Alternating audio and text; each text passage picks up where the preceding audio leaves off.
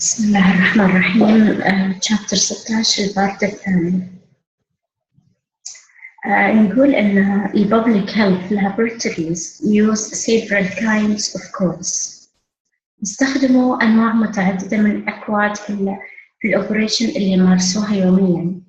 مثلاً عندهم أكواد إلى التست، عندهم أكواد إلى predefined results and codes for the patient demographic. اوكي علشان يسووا ان الكودز ملائمه، لازم تكون ملائمه مع الكودز العالميه. اوكي من وين يجيبوها؟ نقول these data standards include the logical identifier names and codes، واختصارها LOINC لونيك. لو جابوا ايش معنى لونيك ومع ايش تستخدم؟ نقول معنى لونيك هذا هو logical identifier name and codes، تستخدم إلى national data standards for codes. النوع الثاني systemized nomenclature of medicine synod. ايش فائدته؟ identify، هذول مرة مهمين، identify the organism and ordinal results and codes from health level 7. okay يعني السنم فائدته ان يسوي اكواد الى الاورجانيزم والعضويات اللي ممكن تسبب الامراض او الاوريجينال ريزلتس. زين، وبعد يستخدموا ال HL7. ال HL7 ليش يستخدموه for patient demographic like الجندر والريس والإثنيك. زين، الحين to exchange the standardized data between public health laboratory and their partners. The order and format of the data to be exchanged need to be defined. يعني لازم إن هذه المعلومات عشان يتبادلوها تكون معرفة. for the individual point-to-point exchange، من النقطة اللي حولت المعلومات إلى النقطة اللي استقبلت المعلومات. فعشان يسهلوا هذه المعلومات قاموا يستخدموا comma-separated files. It is CSV، هذا اختصار إلى comma-separated file. لو جاء فإيش نستخدمه؟ نقول نستخدمه it is used for the individual point-to-point exchange in order to have similar formats. okay يعني الآن إيش فائدة اللونيك والسينم ال HL7 وال CSV؟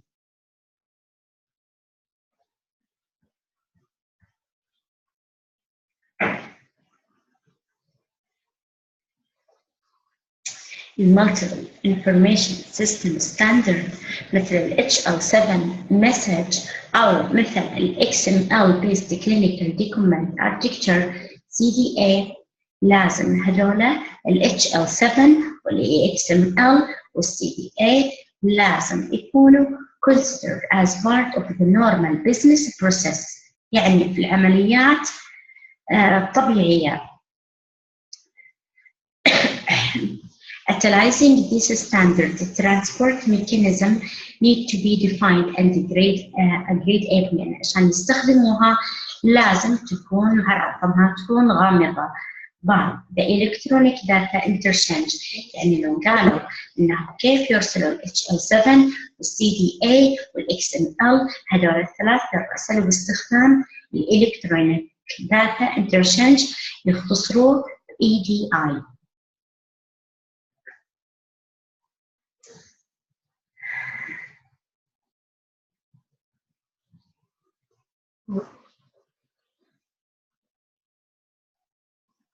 الآن هذه مرة مهمة إن ال LRN and NHAL يستخدموا ال HL7.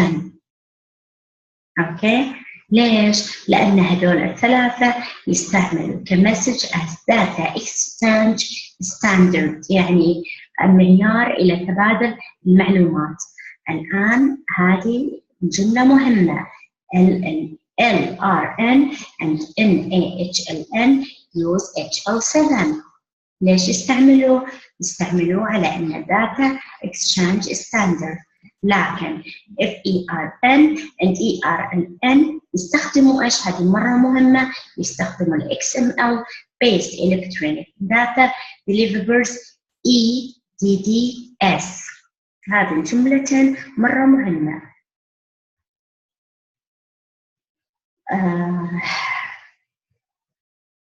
الآن نجي الانتربرابيلتي. إيش معنى الانتربرابيلتي؟ هي معناها العمل المشترك. The following barriers to effective electronic laboratory information exchange. يعني هذه العوائق اللي شكلت لي مشكلة في تبادل المعلومات أو في العمل المشترك. البارير الأول كان the incomplete and inconsistent adaptation of existing standards by the wide array of laboratory responsible for reporting laboratory results. يعني إن كانوا يستلموا نتائج أو معايير غير دقيقة أو غير كاملة من المختبرات اللي المفروض كانت تسوي تقارير النتائج، أو by the electronic health record system and the public health information system have report to. البارير الثاني the lack of adaptation of EHRS. إنهم أصلاً هم مطبقين عندهم السجلات الطبية الإلكترونية في الأوضاع الكلينيكية clinical setting أو preventing electronic communication between providers. يعني ما عندهم طريقة إنهم يتبادلوا السجلات الطبية الإلكترونية إلى البروفايدرز. البارير الثالث، طبعاً هذول مهمين، يعني حتى لو ما حفظت التفاصيل لازم على الأقل تعرفوا هذا الكلام المايل تحفظوه. البارير الثالث the use of proprietary non-standardized information system. يعني هم قاعدين يستخدموا أنظمة أصلاً مو معترف فيها ولا هي معتمدة في الببليك هيلث. البارير الخامس الرابع the absence of a sustainable approach and funding supporting the development of laboratory standards. يعني هم أصلاً ما عندهم طرق نظامية علشان تدعم السير حق المختبرات. البارير الخامس the need for informative survey personnel. هم محتاجين إلى نظام معلوماتي علشان يشتغل في البيئات اللي عندها نظم متطورة. الآن هني example of laboratory network. تكلمنا عن ال LRN مسبقاً إيش معناه؟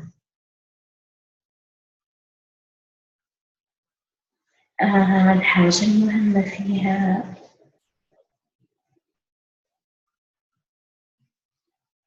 هذه هي الحاجة المهمة إن ال LRN provide specification about the message format HL7 with 2x and data content including standardized vocabulary.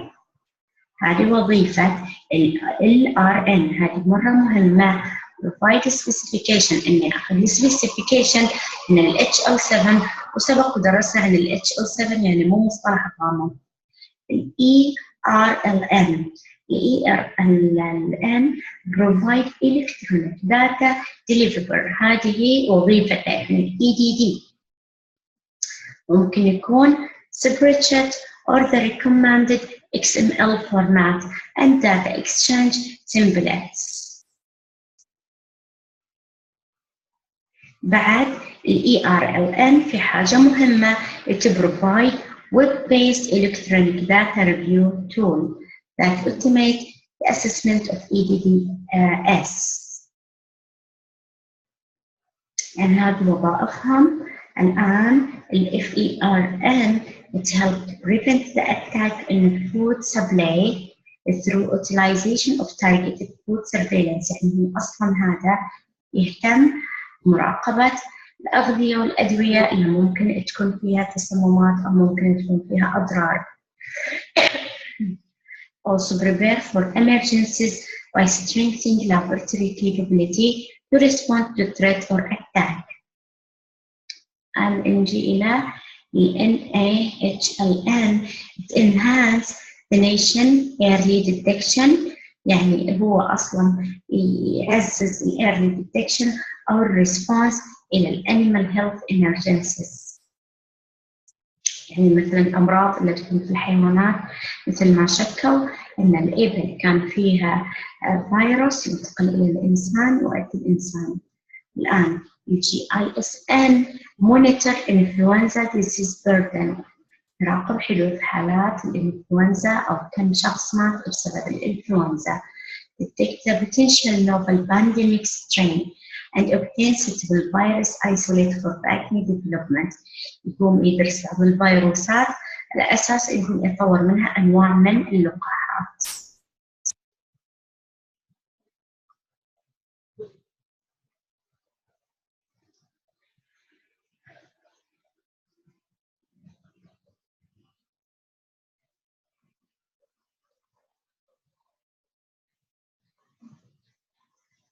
هنا عاطني أمثلة على ليش يكون عندي data exchange.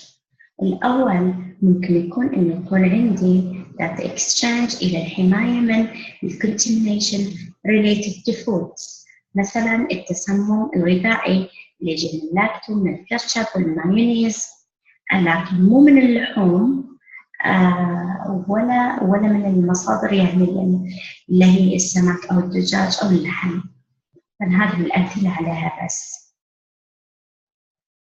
يعني ما فيها أهمية لأنها يعني أشياء خرافية.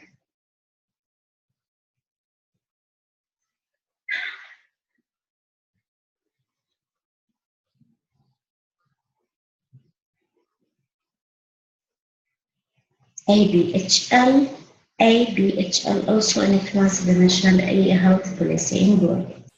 ABHL help to build laboratory capacity in developing countries. يعني يقوي مقدرة المختبرات في الدول النامية including the selection and implementation of information system، وعلى أساسه يقوموا يختاروا النظام المناسب اللي بيشتغل عندهم.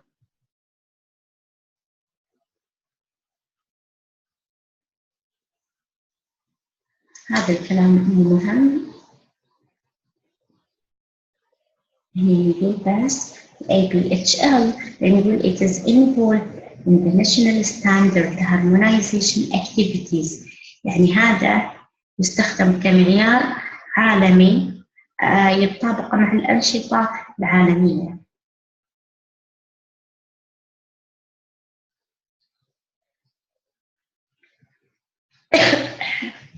Also, ABHL provide informative technical assistance to public health laboratory and their partners.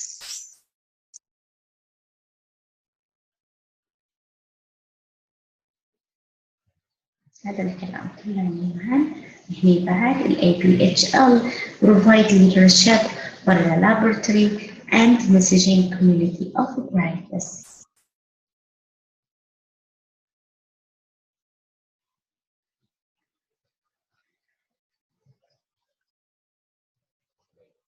الآن نقول في الختام حاجة مهمة، إن هذا أذكر أن جزء من السؤال في الفاينل حقنا إن كيف إن الببليك هيلث لابورتوريز كانت مصدر مهم إلى الصحة العامة أو إلى خدمات الصحة العامة، وجابوا لنا بين قوسين discuss. أول حاجة الخلاصة نقول إن الببليك هيلث لابورتوري detect, identify and monitor infectious diseases outbreak.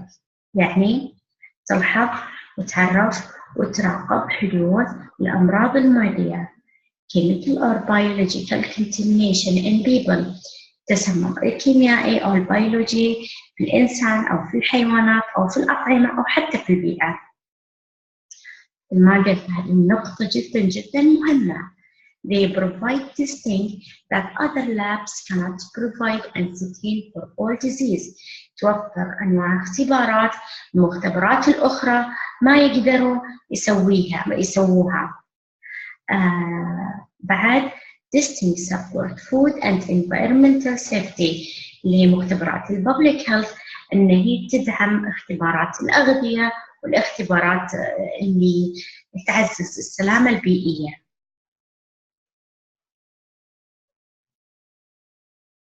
Also, BHLS are at the forefront of population-based health threats. هذه مرة مهمة due to biotourism, newly emerging disease and natural disaster.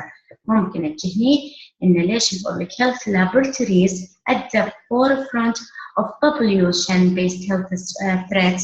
نقول بسبب الهجمات البيولوجية يعني biotourism أو الأمراض الحديثة أو الكوارث الطبيعية. And they continue to ensure the quality services by inspecting and certifying other laboratories in their certification.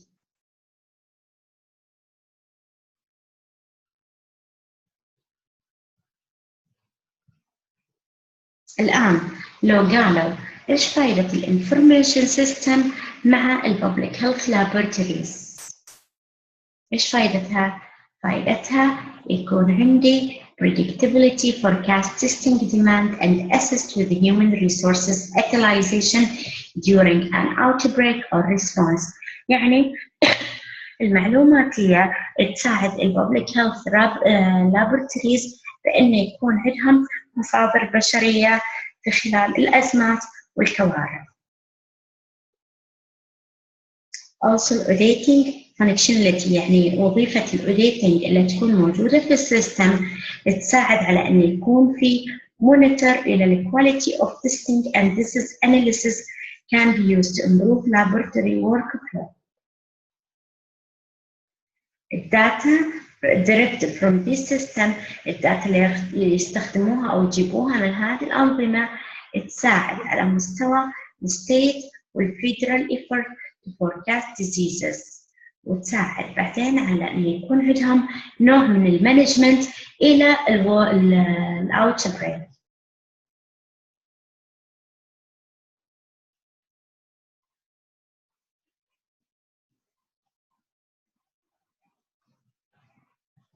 خلصنا chapter 16.